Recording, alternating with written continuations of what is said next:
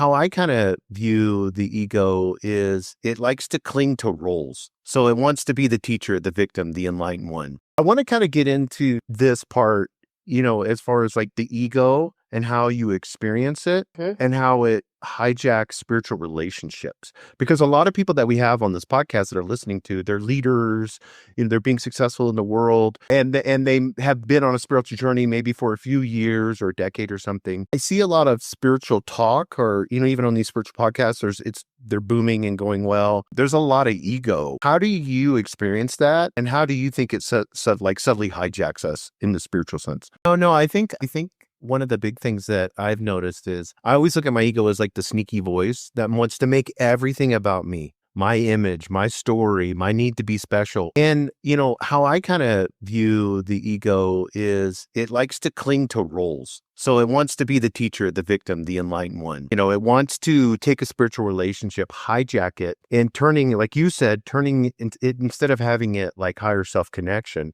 fourth density, heart connection, it wants to turn it into competition. All I want to do is spiritually one up you right now. And I'm trying to think how I can do that, if that makes sense. Oh, so programmed. It's so obsessed, and it's so good at finding little ways on all this. So, and I wrote about this in my newsletter, how I went through a process of like seeing how everything I was doing was for validation, was because I wanted it. And I think that's like the hallmark of the ego, is that it's just doing this and be exactly like what you were saying. And then what the self, or what God, or what, your higher self, the agenda of yourself, purely creative. It is like the opposite direction. Like, I'm attentive to you. No, I'm not looking at myself through your eyes. I'm just looking at you. I'm available to you. I'm attentive. I'm present. I'm available. I'm open.